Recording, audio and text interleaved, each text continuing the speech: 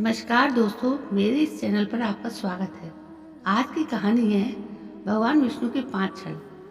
जब जब भी धरती पर पाप बढ़ा है, धर्म पर आघात करके अधर्म की सीमा पार हुई है, तब तब भगवान विष्णु ने धरती पर अवतार लेकर अधर्मियों से धरती को मुक्त करते हुए पापों का नाश करके धर्म की पुनः स्थापना की है। भगवान विष्णु युगों युगों से मानव कल्याण तथा धर्म की स्थापना के लिए कई अवतार लेते रहे हैं। तो आज की हमारी कथा है भगवान विष्णु के उन 5 अवतारों के बारे में, जिनमें भगवान विष्णु ने मानव कल्याण हेतु छल और चतुराई का सहारा लेकर धरती पर धर्म का संतुलन बनाए रखा। भगवान विष्णु का पहला छल था नर्तकी अप्सरा अवतार के रूप में। कई युगों पहले एक वक्रासुर नाम का राक्षस हुआ करता था। वक्रासुर का विवरण महाशिव पुराण में विस्तृत रूप से किया गया है। वक्रासुर ने बहुत लंबे समय तक भगवान शिव की घोर तपस्या की। तपस्या से प्रसन्न होकर भगवान शिव ने वक्रासुर को दर्शन दिए और वरदान मांगने को कहा। वक्रासुर ने भगवान शिव ने वरदान में ये कहा, मुझे ऐसा वरदान दे दीजिए कि मैं जिस किसी के सर पर हाथ रखूं, वो जलकर उसी समय भस्म हो जाए। भगवान शिव ने तथास्तु बोलते हुए ये वरदान उसे दे दिया। यहीं से वक्रासुर का नाम भस्मासुर पड़ा। अब भस्मासुर को अपने अंदर एक अद्भुत शक्ति की अनुभूति होने लगी। भस्मासुर के मन में अचानक से ये विचार आया कि देवता सदैव असुरों और दैत्यों से छल कपट करते आए हैं। अब ये वरदान सच में मिला है या नहीं? भस्मासुर ने इस वरदान के मिलते ही कहा, भगवान क्यों ना इस वरदान की शक्ति को परख लिया जाए। तब वो स्वयं शिवजी के सर पर हाथ रखने के लिए दौड़ा। शिवजी भी वहां से भागे और विष्णु जी की शरण में छुप गए। तब विष्णु जी ने एक सुंदर नर्तकी अप्सरा का रूप धारण कर भस्मासुर को आकर्षित किया। भस्मासुर शिव को भूलकर उस सुंदर स्त्री के मोह पाश में बन गया। मोहिनी स्त्री रूप विष्णु ने भस्मासुर को खुद के साथ नृत्य करने के लिए प्रेरित किया। भस्मासुर भी अप्सरा के साथ ताल में ताल मिलाता हुआ नृत्य करने लगा। नृत्य करते समय भस्मासुर मोहिनी की तरह नृत्य करने लगा और उचित मौका देखकर विष्णु जी ने अपने सर पर हाथ रखा। शक्ति और काम के नशे में चूर भस्मासुर भी उन्हीं की नकल करता हुआ अपने सर पर हाथ जैसे ही हाथ रखता है, वो वहीं जलकर भस्म हो गया। इस तरह छल और चतुराई से भगवान विष्णु ने असुर का नाश किया। भगवान विष्णु का दूसरा छल था वृंदा के साथ। युगों पहले धरती पर जालंधर नाम के एक महाबलशाली इंसान की उत्पत्ति हुई थी। यह उत्पत्ति समुद्र में एक ऐसे स्थान पर हुई थी जहां गंगा का जल समुद्र में जाकर मिलता था। जालंधर का विवाह कालनेमी नामक असुर की पुत्री वृंदा से हुआ। वृंदा भगवान विष्णु की बहुत बड़ी भक्त थी। विवाह के पश्चात जालंधर पूरे असुर साम्राज्य का राजा बन गया। जालंधर को अपनी ताकत पर बहुत गुरूर था, जिसके चलते दैत्य गुरु शुक्राचार्य के समर्थन और मार्गदर्शन में जालंधर ने देवलोकों पर आक्रमण करके तीनों लोकों का स्वामी बनने की तीव्र इच्छा जताई। इधर वृंदा भगवान विष्णु की महान भक्त और उपासक के साथ साथ एक पतिव्रता नारी भी थी, जिसके चलते वृंदा अपने पति की विजय होने और उनके प्राणों की रक्षा के लिए पूरी निष्ठा से भगवान विष्णु का कठोर तप करने लगी। उधर देव और असुरों के बीच भयंकर युद्ध छिड़ गया। वृंदा का ये कठोर तप, पतिव्रता की शक्ति जालंधर की हर युद्ध में एक अभेद सुरक्षा कवच बनकर रक्षा करने लगा। कोई भी अस्त्र शस्त्र जालंधर को छू भी नहीं पा रहे थे, जिसके चलते जालंधर बहुत आसानी से देवों को पराजित कर इंद्रलोक पर कब्जा कर लिया। जालंधर की कामना यही खत्म नहीं हुई। वो शिवलोक पर आक्रमण करने कैलाश पहुंच गया। कैलाश पर जाते ही जालंधर की भेंट माता पार्वती जी से हुई। माता पार्वती के तेज और सुंदर रूप देख जालंधर माता पार्वती जी पर मोहित हो गया। वासना में चूर जालंधर ने विवाह का प्रस्ताव माता पार्वती के सम्मुख रखा। माता ने जालंधर को साधन करते हुए वहां से चले जाने को कहा। तब जालंधर ने बलपूर्वक माता पार्वती को ले जाना चाहा। उसी समय माता ने भगवान शिव का आह्वान किया। भगवान शिव तुरंत वहां प्रकट हुए। जालंधर और भगवान शिव के बीच भयंकर युद्ध छिड़ गया। चारों तरफ प्रलय मच गई। सारा लोक परलोक इस युद्ध को देख रहा था। भगवान शिव जालंधर पर जो भी वार करते उससे जालंधर को कोई हानि नहीं होती। युद्ध लंबे समय तक चल रहा था। कोई परिणाम नहीं निकल रहा था। भगवान शिव मन ही मन भगवान विष्णु से आग्रह करने लगे कि प्रभु पता लगाओ कि आखिर कौन सी शक्ति जालंधर की रक्षा कर रही है। प्रभु इसका तुरंत कोई समाधान निकालो वरना अनर्थ हो जाएगा। तब भगवान विष्णु समझ गए कि कौन सी शक्ति जालंधर की रक्षा कर रही है। यह शक्ति थी पतिव्रता भगवान विष्णु की कठोर तप की। भगवान विष्णु ने तुरंत जालंधर का रूप धरा और अपनी माया से राक्षसों की सेना तैयार की। सेना सहित भगवान विष्णु धरती पर वृंदा के महल पहुंचे। जालंधर को देख वृंदा ने तप करना छोड़ जालंधर के निकट आई और आरती उतारी। भगवान विष्णु जी ने तप तो खंडित करवा ही दिया था, लेकिन पतिव्रता की शक्ति तोड़ने के लिए भगवान विष्णु जी को मजबूरन पति धर्म का नाटक भी करना पड़ा, जिसके चलते वृंदा की पतिव्रता शक्ति नष्ट हो गई। शक्ति नष्ट होते ही वहां कैलाश पर भगवान शिव ने जालंधर का गला धड़ से अलग कर दिया। जालंधर का वध होते ही स्वर्गलोक पुनः देवताओं को मिल गया। इस प्रकार लोक कल्याण के लिए भगवान विष्णु जी ने वृंदा के साथ यह छल किया। सत्य के पता चलने पर क्रोध में आकर वृंदा ने भगवान विष्णु को श्राप दे दिया। इसके बाद क्रोध भरे मन से वृंदा ने खुद का आत्मदाह कर लिया। तब उसकी राख के ऊपर तुलसी का एक पौधा जन्मा। तुलसी देवी वृंदा का ही रूप है, जिसे भगवान विष्णु लक्ष्मी से भी अधिक प्रिय मानते हैं। भारत के पंजाब प्रांत में वर्तमान जालंधर नगर जालंधर के नाम पर ही है। जालंधर में आज भी असुर राज जालंधर की पत्नी देवी वृंदा का मंदिर मोहल्ला कोट किशनचंद में स्थित है।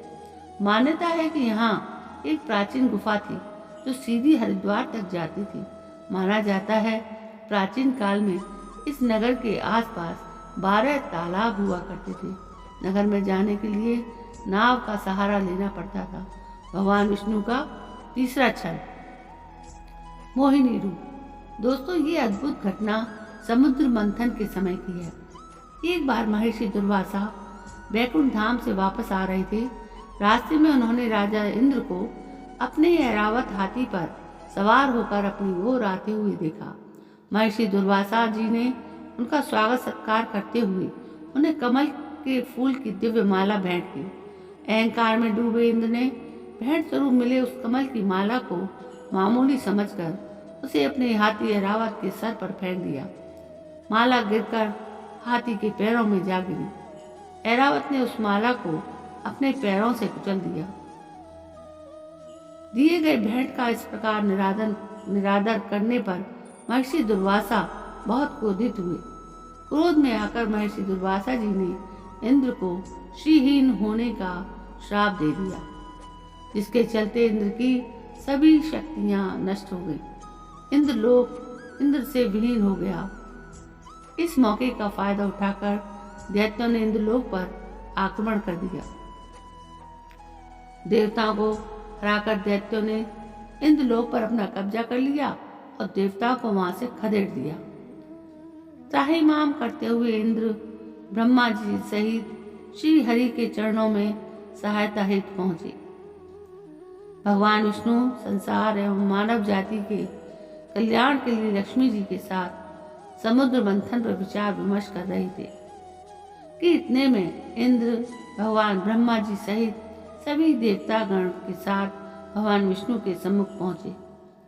श्री हरि के सम्मुख इंद्र अपना स्वर्गलोक वापस पाने के लिए प्रार्थना करने लगे। जब श्री हरि विष्णु के मन में समुद्र मंथन को लेकर एक तीर से 2 निशान वाली ऐसी युक्ति आई जिससे इंद्रलोक भी वापस मिल जाएगा और समुद्र मंथन भी हो जाएगा। श्री हरि विष्णु इंद्र सहित सभी देवताओं को अमृत का लालच देते हुए बोले, अब दैत्यों से मुकाबला करने के आप इंद्रलोक वापस लेने के लिए सभी देवताओं को अमरता हासिल करनी होगी। इसके लिए तुम सबको अमृत का सेवन करना होगा और यह अमृत प्राप्त करने का एक ही विकल्प है और वो है समुद्र मंथन। समुद्र मंथन से सिर्फ अमृत ही नहीं बल्कि समस्त संसार तथा मानव कल्याण के लिए बहुत ही उपयोगी वस्तुएं बाहर निकलकर आई। लेकिन समुद्र मंथन सभी देवता मिलकर अकेले नहीं कर पाएंगे। इसके लिए असुर की भी मदद लेनी होगी। इसलिए आप असुरों से यह संधि करो कि समुद्र मंथन से निकलने वाले अमृत को हम सब आधा आधा बांट लेंगे। सभी देव ये प्रस्ताव लेकर बिना देरी किए असुरों के पास पहुंचे। प्रस्ताव में अमृत का नाम सुनते ही सभी दैत्य समुद्र मंथन के लिए तुरंत राजी हो गए। इस तरह भगवान विष्णु के मार्गदर्शन में देवताओं और दैत्यों ने अपनी पूरी शक्ति लगाते हुए मंदराचल पर्वत को उठाकर समुद्र तट पर लेकर जाने की चेष्टा की, लेकिन नहीं उठा सके। तब श्री हरि ने अपनी शक्ति का भी सहयोग देकर उसे उठाकर समुद्र में रख दिया। मंदराचल को मथानी एवं वासुकी नाग की रस्सी बनाकर समुद्र मंथन का शुभ कार्य प्रारंभ हुआ। श्री विष्णु की नजर मथानी पर पड़ी जो कि अंदर की ओर धंसती चली जा रही थी।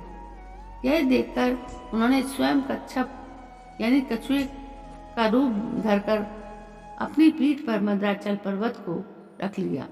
तत्पश्चात समुद्र मंथन से लक्ष्मी, कौस्तुभ, पारिजात, सुरा, धन्वंतरी, चंद्रमा, पुष्पक, ऐरावत, 5 जन शंख, रंभा, कामधेनु, उच्चैवा और अंत में अमृत कुंभ निकला जिसे लेकर धन्वंतरी जी आए थे।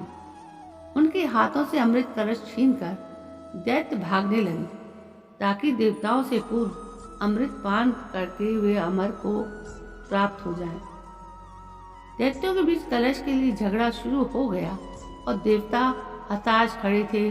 तब श्री हरि विष्णु जी ने एक सुंदर स्त्री का मोहिनी रूप धरकर देवता और दैत्यों के बीच पहुंच गए और उन्होंने अमृत को समान रूप से बांटने का प्रस्ताव रखा। सभी दैत्य भगवान विष्णु के इस मोहिनी अवतार पर पूरी तरह से मोहित हो चुके थे। दैत्यों ने मोहित होकर अमृत का कलश श्री विष्णु को सौंप दिया। मोहिनी रूपधारी विष्णु ने कहा कि मैं जैसे भी विभाजन का कार्य करूं, चाहे वो उचित हो या अनुचित, तुम लोग बीच में बाधा उत्पन्न न करने का वचन दो, तभी मैं इस काम को करूंगी। सभी ने मोहिनी रूपी भगवान की बात मान ली। देवता और दैत्य अलग अलग पंक्तियों में बैठ गए। मोहिनी रूप धारण करके विष्णु ने छल से सारा अमृत देवताओं को पिला दिया। इस छल का जैसे ही पता चला तब तक देर हो चुकी थी। इस प्रकार सभी असुरों ने इंद्रलोक छोड़कर चले जाना में ही समझदारी समझी। क्यों, अब वो देवताओं को पराजित नहीं कर सकते थे। देवता अमृत के सेवन से अब अमर हो चुके थे। भगवान विष्णु का चौथा छल असुरराज बलि के साथ किया गया था। छल असुरों के राजा बलि की चर्चा पुराणों में बहुत होती है। वो अपार शक्तियों का स्वामी लेकिन धर्मात्मा था। दान पुण्य करने में वो कभी पीछे नहीं रहता था। उसकी सबसे बड़ी कमी यह थी कि उसे अपनी शक्तियों एवं दानवीर होने पर बहुत घमंड था और वो खुद को ईश्वर के समकक्ष ही मानता था और वो देवताओं का घोर विरोधी था। कश्यप ऋषि की पत्नी दिति के दो प्रमुख पुत्र हिरण्याकश्यप और हिरण्याक्ष थे। हिरण्याकश्यप के 4 पुत्र थे, अनुअल्लाद, अल्लाद, भक्त प्रहलाद और संघल्लाद। प्रहलाद के कुल में विरोचन के पुत्र राजा बलि का जन्म हुआ। राजा बलि का राज्य संपूर्ण दक्षिण भारत में था। उन्होंने महाबलीपुरम को अपनी राजधानी बनाया था। आज भी केरल में ओणम का पर्व राजा बलि की याद में ही मनाया जाता है। राजा बलि ने विश्व विजय की सोच कर अश्वमेध यज्ञ किया और इस यज्ञ के चलते उनकी प्रसिद्धि चारों ओर फैलने लगी। अग्निहोत्र सहित उन्होंने 98 यज्ञ संपन्न कराए थे और इस तरह उनके राज्य और शक्ति का विस्तार होता ही जा रहा था। तब उन्होंने इंद्र के राज्य पर चढ़ाई करने की सोची। इंद्रलोक पर विजय पाने हेतु राजा बलि ने 99 यज्ञ की घोषणा की। अगले ही दिन सुबह यज्ञ प्रारंभ की शुरुआत होने लगी। इंद्रलोक बलि की शक्ति से पहले ही डगमगाने लगे। देवता समझ गए थे कि यदि ये यज्ञ पूरा हुआ तो इंद्रलोक पर बलि की विजय निश्चित है। राजा बलि से पहले दान पुण्य का कार्य करता था। ऐसा एक दिन होगा, इसलिए भगवान विष्णु जी 12 साल पहले ही केरल में माता दीदी के यहाँ जन्म ले चुके थे और एक दिन जब बलि यज्ञ की योजना बना रहा था तब वे ब्राह्मण वेश में वहाँ दान लेने पहुँच गए। उन्हें देखते ही शुक्राचार्य उन्हें पहचान गए।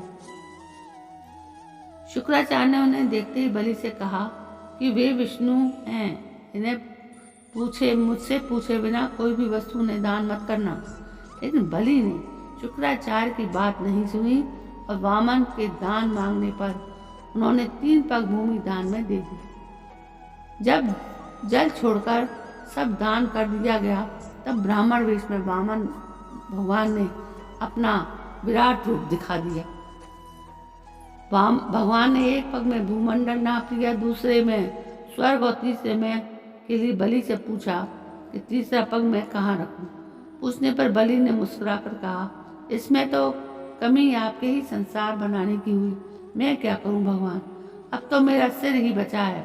इस प्रकार विष्णु ने उसके सिर पर तीसरा पैर रख दिया। उसकी भक्ति से प्रसन्न होकर विष्णु ने उसे पाताल में रसातल का कलयुग के अंत तक राजा बने रहने का वरदान दिया। तब बलि ने विष्णु से एक और वरदान मांगा। राजा बलि ने कहा कि भगवान, यदि आप मुझे पाताल लोक का राजा बना दोगे तो मुझे वरदान दीजिए कि मेरा साम्राज्य शत्रुओं के प्रपंचों से बचा रहे और आप मेरे साथ रहें।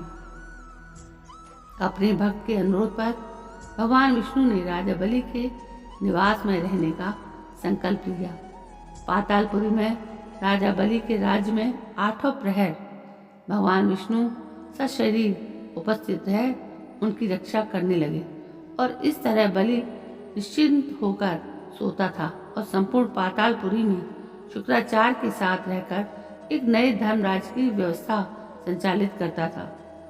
भगवान विष्णु का 5वां छल सुंदर बालक के रूप में। बद्री धाम कथा। माना जाता है कि बद्री धाम कभी भगवान शिव और पार्वती का विश्राम स्थल हुआ करता था। यहाँ भगवान शिव अपने परिवार के साथ रहते थे, लेकिन श्री हरि विष्णु को यह स्थान बहुत अच्छा लगता था कि उन्होंने इसे प्राप्त करने के लिए योजना बनाई। पुराण कथा के अनुसार सतयुग में जब भगवान नारायण बद्रीनाथ आए तब यहाँ बदरियों यानी बेर के वन थे और यहाँ भगवान शंकर अपनी अर्धांगिनी पार्वती जी के साथ मजे से रहते थे। एक दिन श्री हरि विष्णु बालक का रूप धर के जोर जोर से रोने लगे। उनके रुदन को सुनकर पार्वती जी को बड़ी पीड़ा हुई। वे सोचने लगी कि इस विहड़ वन में ये कौन बालक रो रहा है, ये यहाँ कहाँ से आया और इसकी माता कहाँ है।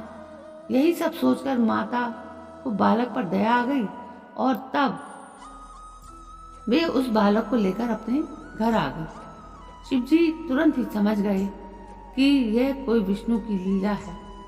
उन्होंने पार्वती जी से इस बालक को घर के बाहर छोड़ देने का आग्रह किया और कहा कि वो अपने आप ही कुछ देर में रोकर चला जाएगा, चुप होकर चला जाएगा। लेकिन पार्वती जी का मन नहीं माना और उन्होंने वो बात नहीं मानी और बालक को घर में लेकर आकर चुप कराकर सुलाने लगी। कुछ ही देर में बालक सो गया। तब माता पार्वती जी बाहर आ गईं और शिवजी के साथ कुछ दूर भ्रमण पर निकल गईं। भगवान विष्णु को इसी पल का इंतजार था।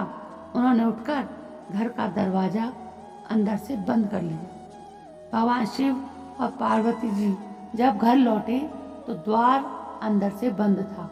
उन्होंने जब बालक से द्वार खोलने के लिए कहा तब अंदर से भगवान विष्णु ने कहा कि अब आप भला भूल जाइए भगवान, यह स्थान मुझे बहुत पसंद आ गया है, मुझे यहीं विश्राम करने दीजिए।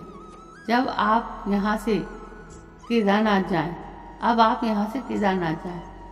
तब से लेकर आज तक बद्रीनाथ यहाँ पर अपने भक्तों को दर्शन दे रहे हैं और भगवान शिव केदारनाथ में। तो दोस्तों, यह थे लोक कल्याण के लिए भगवान विष्णु के 5 छल। उम्मीद करती हूँ कि ये धार्मिक कथा आपको बहुत पसंद आई होगी। दोस्तों, ऐसी ही कहानियों को लेकर मैं अपने चैनल पर आपके समक्ष प्रस्तुत होती रहती हूँ। मैं कल भी एक अच्छी कहानी लेकर आपके सामने आऊँगी। यदि मेरी ये कहानी आपको पसंद आई है तो प्लीज़ मेरे इस चैनल को सब्सक्राइब जरूर करें, लाइक करें, शेयर करें और कमेंट भी करें। कल मैं फिर हाजिर होती हूँ। तब तक के लिए जय हिंद, वंदे मातरम।